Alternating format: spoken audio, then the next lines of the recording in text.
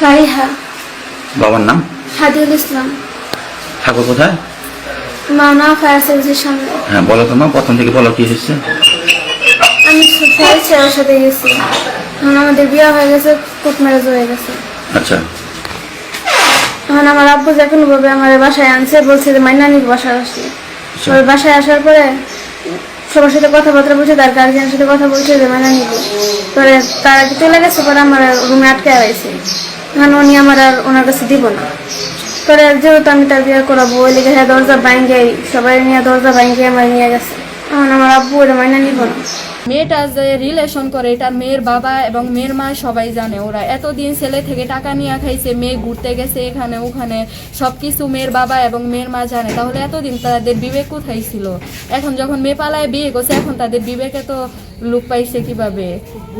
মেয়ের মা সব জানতো দোকান থেকে। এখন আমরা কিছু চাই না, আমরা মেয়েরা আমাদের বাড়ির বই বানাইতে চাই, কিন্তু আমরা এখন ন্যায় বিচার চাই। তাদের মানে আগে রিলেশন ছিল, তারপর তারা বিয়ে করছে, তো এরপরে বলে মানে মেয়েকে তারা দেয় না। আমরা চাই যারা ওরা নির্দোষ, যাদেরকে অ্যারেস্ট করছে ওরা সবাই নির্দোষ, ওদের কোনো দোষ নাই। কিন্তু যারা ওইখানে ছিল তাদেরকে তো তারা পায় নাই। ওরা আগে হামলা করছে মেয়ের বাড়ির সবাই, মানে ভালো বাসা থাকে, সে বাড়ি থেকে পালায় জায়গা বা বলে যে তুমি অমুক জায়গায় আসো, অমুক জায়গাতে চলে যায়। কিন্তু এটা যদি তাদের সাথে মেয়ে প্রেম থাকতো, গুটিত থাকতো, সংসার থাকতো, কাবিন থাকতো, যদি তাদের কাবিন থাকতো, তারা কেন আইনের আশ্রয় নেয় নাই? আমরা আইনের আশ্রয় নিছি, তারা কেন আইনের আশ্রয় নেয় নাই? নেশা করে, এরা নেশা করে। স্থানীয় লোকজন বলছে, যারা মুরব্বী, এলাকার যারা মুরব্বী, প্রবীণ মুরব্বী, যারা স্থানীয় মাতবর, এরা বলছে তাদের যদি বিয়ে ডকুমেন্টস থাকতো, তারা যদি মেয়েকে বিয়ে করাইতো, তাহলে তারা অস্ত্র নিয়ে তারা বুকে ধরলো কেন? মেয়ের বাপের বুকে মধ্যে অস্ত্র ধরছে, মেয়ের বাপ জীবন নাশের ভয়ে মেয়েকে ছেড়ে দিছে, দরজা ভাঙছে, জানালা ভাঙছে। তো প্রেম থাকলে কি এইভাবে মানুষ নেয় নাকি? এটা তো সিনেমার সকলেরই বোঝা দরকার। দিনে তারা না তাদের বউ আজকে লাগবে। পরে আমরা সিদ্ধান্ত নিতে পারি নাই। আমরা পরে বিচার থেকে আমরা বাড়ি আসা বসছি, বাড়ি আসে এখানে দাঁড়াইছিলাম অনেকক্ষণ, প্রায় 15-20 মিনিট। তারপর হঠাৎ করে তারা অতর্কিত ভাবে তারা ওই হাতুড়ি নানান কিছু নিয়ে তালা ভেঙে ভিতরে ঢোকার জন্য প্রবেশ করার জন্য চেষ্টা করতে। তখন তাৎক্ষণিক ভাবে আমি, বিল্লাল হাজি এবং সজল তাদেরকে ফেরানোর জন্য যাই। যাওয়ার পরে অনেক মহিলা, এখানে শত শত মহিলা আছে, মহিলাদের আক্রমণের কারণে আমরা ঢুকতেও পারি নাই। মানে আমাদেরকে মহিলাদের তো আর করা যায় না, যদি সামনে করে, আমরা তো আর পুরুষ মানুষ, তখন আমরা আর ফেস করতে পারি নাই। পরে আমরা পিছায় আছি। 37 বছর মধ্যে কে ছাত্র দলের সদস্য, কে যুব দলের সদস্য, কে বিএনপি আমরা জানি, তার কোনো দলে কোনো নাম নাই। বিরাট অন্যায় হয়েছে এবং আমি এটা নিন্দা ও প্রতিবাদ জানাই এবং এটা সুষ্ঠু বিচার হওয়া উচিত। বাপ মা সবাই এভরিথিং সবাই জানে, তখন ভালো লাগছে।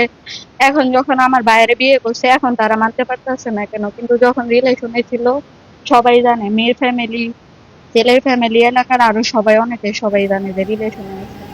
তো ওরা এটা প্রায় 1.5 বছর 2 বছর হবে রিলেশনে আছে। ওরা এখানে অনেক বছর যাবত থাকে, তো রিলেশনে আছে, এটা মেয়ের ফ্যামিলি জানে।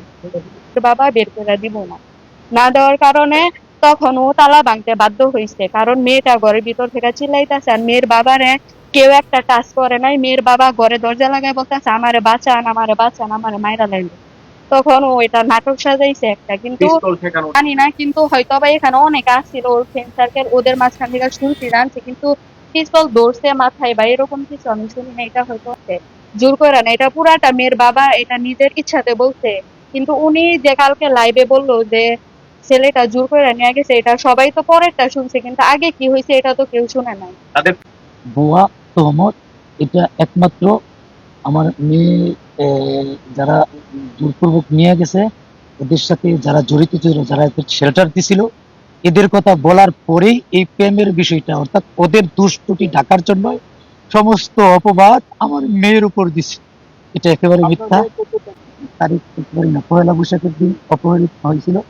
পরবর্তীতে তার পরিবারের সদস্যদের মাধ্যমে, আপনারা চিনেন আমাদের পৌর বিএনপির সাবেক সিনিয়র যুগ্ম সম্পাদক শাহজাহান সজল ভাই, উনি উপস্থিত ছিলেন, এবং আমাদের বিল্লাল হাজি সাহেব ছিলেন, আমাদের মসজিদের ইমাম মৌলানা শফিকুল ইসলাম রহমানী উপস্থিত আছেন, এখানে ছিলেন। আসলে কোনো ধরনের ডর ভয়ভীতি কোনো কিছুই না। তারাও পরবর্তীতে এই বিষয়টা, মানে বিয়ে শাদী হয়েছে এখানে তারা বলছিল, কিন্তু সজল ভাই তারা দীর্ঘ 3 ঘন্টা তথ্য প্রমাণ চাইছিল, কোনো কিছু দিতে পারে না। আমার মেয়ে আমার কাছে যেটা বলছে, বাবা আমাকে সব জোরপূর্বক করছে, আমি সেন্সলেসের মতন ছিলাম, আমার হাত জোর করে সাদা কাগজে টুকরিয়ে দিয়েছে, এইটুকুই বাবা, এরপরে আমি আর কিছুই করতে পারি না, আমাকে বাবা বাঁচাও। এটা আমার মেয়ের কাকুতি ছিল। তা সজল ভাই সহকারে যারা ছিলেন, আমি একজন ইমাম হিসাবে তারা আমাকে এতটুকু ইজ্জত করছেন, আমাকে হুমকি দিচ্ছে, মোবাইলের মাধ্যমে হুমকি দিচ্ছে। বলা হয়েছিল ওটা তাদেরকে, বলা হয়েছিল যে তোমরা যে বিবাহ করেছো ইয়া করেছো, তোমরা কোর্ট ম্যারেজ দেখাও, কাবিন দেখাও। তাদেরকে 3-4 ঘন্টা সময় দেওয়া হয়েছে, কোনো কাগজও দেখাইতে পারে কোনো কিছু করতে পারে নাই। আর এতে স্পষ্ট প্রমাণিত হয় যে তো ঘর এর গেট ভাঙ্গা, দরজা ভাঙ্গা, তালা ভাঙ্গা, অস্ত্র ঠেকিয়ে নিছে, এটা রাজি থাকলে নিত না। আলোচনা শুনেছি তাদের মানে আগে রিলেশন ছিল, তারপর তারা বিয়ে করছে। তো এরপরে বলে মানে মেয়েকে তারা দেয় না। পরে ওই মেয়েকে তার সে তো বিয়ে করছে, তার আমার জন্য তারা কি এরকম হামলা করে নিয়ে আসছে আর কি, ওই দরজা ভাঙা পরে মেয়েকে টাইনা নিয়ে আসছে। না, এটা আমি প্রথমত এটা সামাজিক যোগাযোগ মাধ্যমে এই ঘটনাটা আমি জেনেছি যে এটা মাওনা চৌরাস্তা, আমরা বসবাস করি মাওনা চৌরাস্তার একেবারে সন্নিকটে ঘটনা। এটা প্রথমত কথা হলো যে আমরা সামাজিক মানুষ হিসেবে এরকম কোনো ঘটনা আমরা কখনো শ্রীপুরে প্রত্যাশা করি না, কারণ শ্রীপুর আমাদের প্রাণের শহর। এই শহরকে আমরা সবসময় চাই, ভালো পরিবেশে চাই। মেয়ে উদ্ধার হয়েছে, মেয়ে উদ্ধার হয়েছে। জি,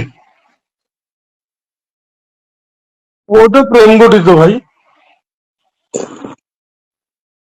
7জন অ্যারেস্ট হয়ে চলা হয়েছে আদালতে। মেয়ে তো আসামি না। আচ্ছা, তারা যে আমরা মিডিয়াতে একটা কোর্ট ম্যারেজের কাগজ দেখলাম, তো কখন কোর্ট ম্যারেজ করছে, তারা কেমনে করলো এটা? আমি জানি না কোর্ট ম্যারেজ কেমনে করছে, আমি এগুলো কিছুই জানি না। তোমার সাইন স্বাক্ষর নিছে? স্বাক্ষর নিছে, তারা আমার জোরপূর্বক সাইন নিছে, তারা হাত ধরে আমার লেখাইছে। প্রেম সংক্রান্ত যে সমস্ত বিষয় বললো, মিডিয়াতে দেখলাম যে ভাইরাল হয়েছে যে তোমাদের মধ্যে রিলেশন ছিল আর কি পূর্ব থেকে, এরকম কোনো কিছু ছিল না, বলেও না। ওর সাথে এরকম কোনো সম্পর্কই ছিল না? না। আচ্ছা, মিডিয়াতে যা কিছু প্রচার হয়েছে, এখন ওই যে মিডিয়াতে যা যা প্রচার হয়েছে, বিভিন্ন জন বলতেছে তার সাথে তোমার সম্পর্ক ছিল, প্রেম ছিল, তুমি স্বেচ্ছায় গেছো গা, হ্যাঁ ইচ্ছা করে গেছো গা, এগুলা কি সত্য? এগুলা ভুল। আচ্ছা, এগুলা ভুল ওদিন তো বলছি। আর যে ব্যভিচার হয়েছে, জুলুম হয়েছে, সেই সম্বন্ধে তুমি বলো কি চাও? আমি তারপর বিচার চাই। আচ্ছা, দেশবাসী কি তোমার জন্য বিচার করবে? আইন প্রশাসন যা আছে এদের কাছে তুমি কি বিচার চাও না? হুম।